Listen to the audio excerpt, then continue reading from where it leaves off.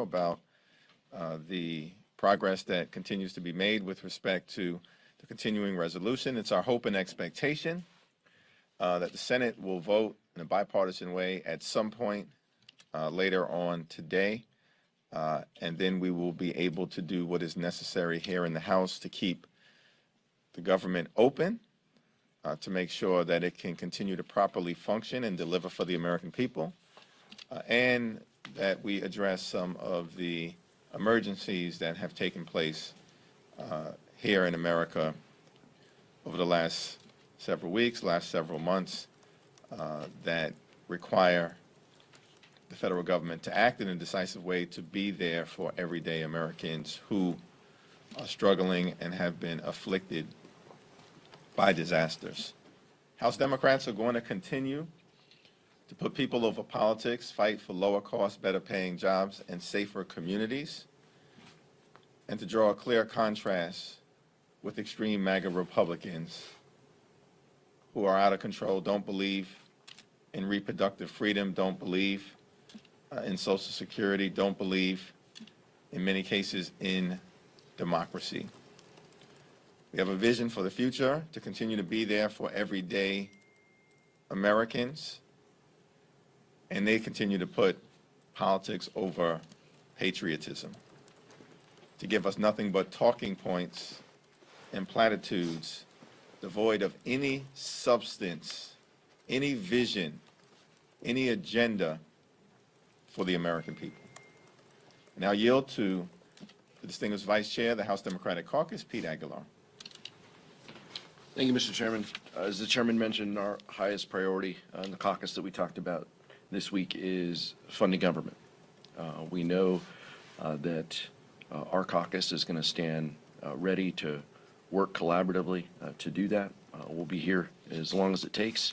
We're going to make sure that we fund the priorities that are important for this country. On a housekeeping note, the January 6th committee, as you saw, the chairman and I and the Democratic caucus send our thoughts to our colleagues in Florida, as well as citizens in Florida who are still navigating the destruction, many of them with millions without power. We want to make sure from the January 6th committee perspective that all of our members can participate in the next public hearing. That's why we're looking at the calendar, and we will let all of you know and let the public know as soon as we have a new date. As the chairman also mentioned, House Democratic Caucus is putting people over politics. We continue to work, and once we leave DC, we're going to go back to our districts and we're going to talk about the important strides that we've made to lower the cost of prescription drugs in light of the pharmaceutical industry saying that there would be consequences for Democrats in doing that. We're going to put gun safety at the forefront and talk about the bipartisan bill that did just that. We're going to talk about bringing jobs back to the United States, investing in our communities, the Infrastructure Improvement and Jobs Act, those, as well as reproductive freedoms that the chairman mentioned. Those are the priorities. That's what's happening on the ground. That's what people are talking about. That's what our members are conveying to the public. We're going to take this message through October and have a frank and honest conversation with our constituents. And we look forward to doing just that, and talking about the achievements that we have made when we put people over politics. With that, the chairman will answer all your tough questions. So I'm wondering with the status of the legislation that would ban government officials from trading stocks. I know that there's some lawmakers in the caucus that don't support it, including Hoyer. Is that going to be put to a vote this week as was planned? Well, bill text has been released. The issue was not raised in the caucus meeting today, but there are ongoing conversations with various parts of the House Democratic Caucus about this issue. I strongly support the legislation, but from a timing standpoint, that's a question that ultimately will be decided by our majority leader. Good. Thank you. To that end, though, when they passed the Stock Act about 10 years ago, part of it was not so much that there was this groundswell among members to pass that bill. it was that there was an external groundswell, that the consequences for members would be if you didn't pass the bill. That doesn't seem to be the case this time. In other words, there's not pressure from the outside to pass this bill. Is that why this is taking so long to pass this piece of legislation? I would disagree with the premise that it's taking so long. It's a legislative process that follows regular order. You have a bill that has been released right now. It provides members an opportunity to evaluate it. Many members have been very vocal about their support for moving forward. It's my expectation that at some point that will happen, but we also have a legislative process to follow. Just a question for the vice chair. We saw Ginny Thomas walk into a deposition room a short time ago. What does the committee hope to learn from her, and do you expect any of that testimony to be in this next hearing? I'm not going to speak to the contents of the next hearing. I saw the video as well. I generally don't speak to witnesses that come before the committee. But I'll say, broadly, that the committee has been very clear that we'd like to hear from Ginny Thomas, her discussions and coordination and text messages to Mark Meadows, as well as specifically to John Eastman. John Eastman, for all of, for everyone at home, is the same individual who came up with this idea and scheme that a federal judge has ruled was likely illegal and conspired to delay the proceedings here and has criminal exposure. She had conversations and was messaging John Eastman. We want to ask questions about that. We think that that's fair, and we plan to ask those questions of her. I can't speak to the answers or how the committee will proceed after that, but we'll, like many individuals who come before us, we'll hear the testimony, we'll continue the investigation, we'll continue having conversations, and when it's relevant, we'll present it to the public. Go back to the slide. Is there any issues or changes or additions to the CR that your caucus finds to be so important that it could potentially push this past the 11:59 deadline and into the weekend? Yeah, I think we're on track to be able to move forward with funding the government in advance of the deadline. But at the moment,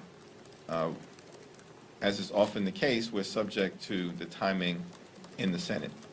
And once the Senate is able to act, hopefully sooner rather than later, the bill will be sent over to the House. There'll be a rule. We'll debate the rule. That rule will pass, and then we'll debate the substance of the continuing resolution, and then we will pass it and send it to the president's desk. Hopefully, all of that will happen by tomorrow. We are prepared to act as soon as the Senate acts. All I would add is the only reason we're in this position is because Rosa DeLauro has been, at the table with Senate counterparts throughout this process. So from a substantive perspective, Chairwoman DeLauro gave a readout of the high points in the bill, some of the changes that have been made, and additional funding for key priorities that we have been talking about for months. We appreciate her work and the appropriations staff work in getting us this far. So we feel that it's a reasonable product. Again, like the chairman said, we're just waiting on the Senate, but we don't anticipate any hiccups once it gets to our chamber. We can't control what hour of the day that happens, though. Thank you, Palmer. If I could ask a question of the vice chair again on Ginny Thomas. Was the plan always to meet with her today, or was that meeting adjusted, after this rescheduled committee hearing? Also, were there any conditions agreed upon for her testimony between the committee and her legal team? And then a third question, what is the likelihood that we could see this rescheduled hearing happen next week? A lot of questions there. I'll work backwards. It's just a calendar issue. People shouldn't read anything more into it than that. There's a Jewish holiday next week. Bless you. There's a Jewish holiday next week. Members have some obligations that I don't want to get into.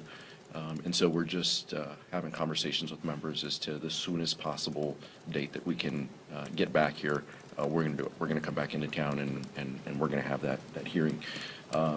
Is any discussion between councils, between our council, and I should give some kudos to the January 6th committee, attorneys who have been helping us and the capable staff that we have. There's a lot of consultation and coordination with council for individuals who are coming in. That's just part of the process, coordinating dates and times. The hearing date and this date for this interview, we're on two separate paths the entire time, just working through logistics of timing. So one doesn't have anything to do with the other. Both were just, based on the calendar in front of us. And we'll see what happens, and we can't speak to, members can't speak to, how cooperative a witness is going to be or whether they're going to invoke privileges and rights, but we can control the level of coordination to get them physically in the room and to work with their counsel to ensure that happens, and that happened here. So none of this was any different than the hundreds of other witnesses who've come before us. On the Electoral Count Act, the Senate already marked up its version, House passed its version. Looks like this is going to happen in the lame duck. So how much of a priority is it to actually get this done before the end of the year? What's the highest of priorities? We've seen that free and fair elections, as a principle, has been under assault. The right to vote under assault. Peaceful transfer of power under assault. The rule of law under assault. And we've acted in the House in a bipartisan way with comprehensive legislation to protect the integrity of presidential elections. And we look forward to the Senate doing the same, and then we'll come together. It's a high priority for us. I believe it's a high priority for the senators as well. They've been working in a bipartisan way through their process, and at some point we'll be able to get together and figure out how to proceed with the two different pieces of legislation. Back on the topic of stock legislation, I knew you said it didn't come up in caucus this morning, but I'm wondering what you're hearing. I expected you to ask me a different question. Oh, yeah? Well, I'm wondering, what are you hearing from members in terms of their opposition to the bill? And do you have any sort of estimate in terms of, is it a lot of members who are opposed to this? Is it just a few? What are we talking about here? Yeah, no, maybe Pete can speak to this, but I have not personally spoke to anyone who's expressed strong opposition to the legislation. It was just released. I'm sure members are reviewing it. I think we've had substantial parts of the caucus express strong support for proceeding in this area. I've expressed strong support for proceeding in this area, and I think sooner rather than later, based on the timing and the schedule that is presented to us by the majority leader, we'll be able to consider it. Like the chairman, I support the bill and the piece of legislation. I think that Zoe Lofgren did an impressive job in trying to hear from members and put together a piece of legislation that is important. We support transparency and accountability. We know that the existing law isn't perfect, and we want to make changes that are reasonable. I've heard from members who aren't supportive of the bill. It's a thin margin. Whether members would vote against the bill is a separate conversation. Like the chairman said, they're going through the bill. The final bill text was just released recently. We marked it up, or we had a conversation about it, a hearing about it in House Administration, talking about qualified blind trust, talking about applicability. So, we've had, some members have had more conversations about it. Some members have specific, questions.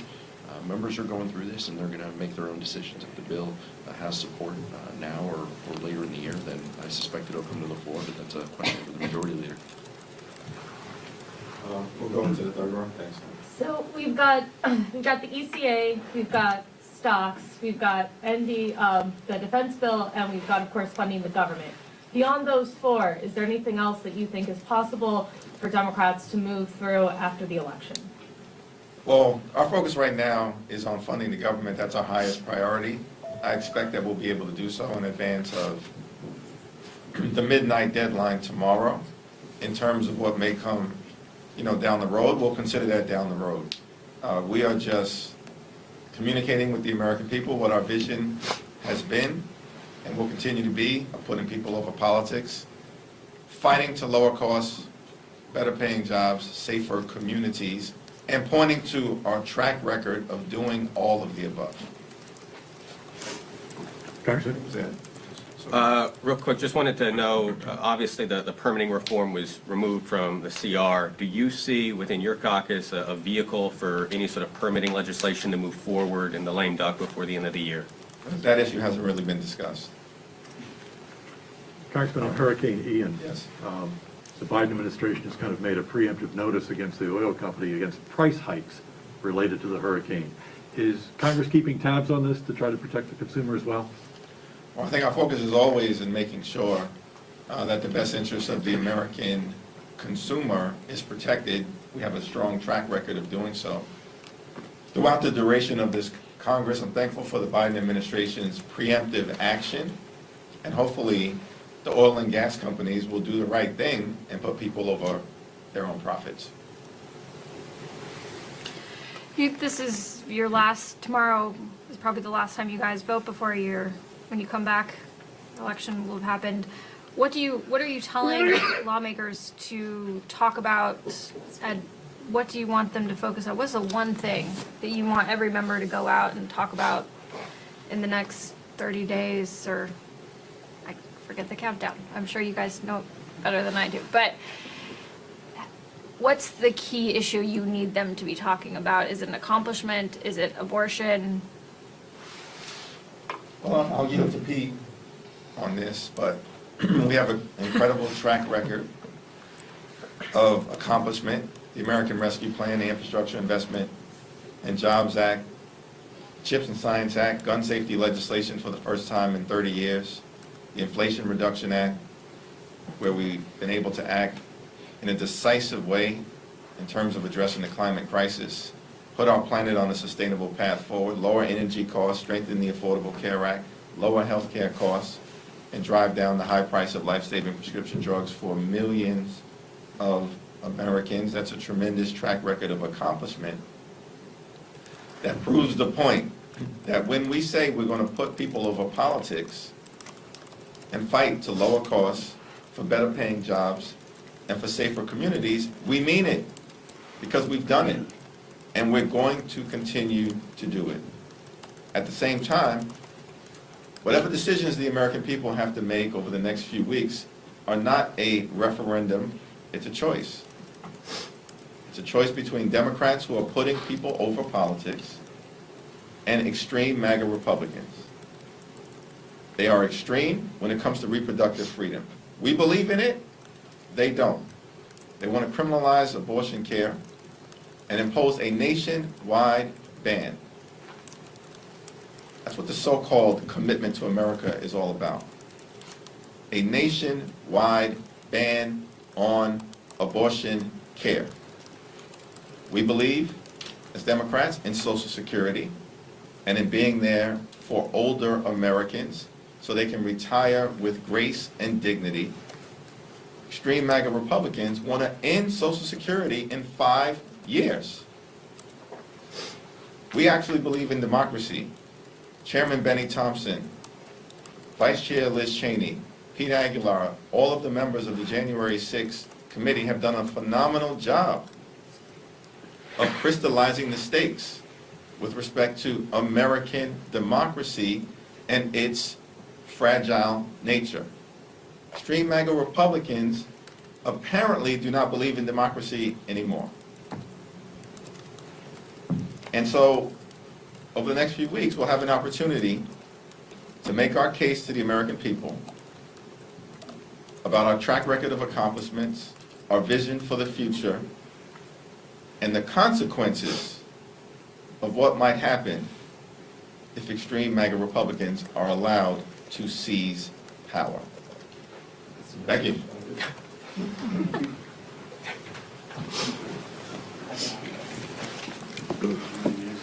I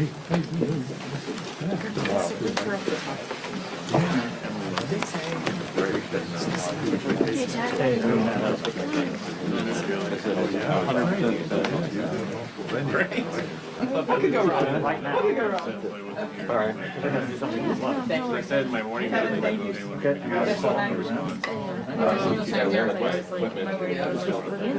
would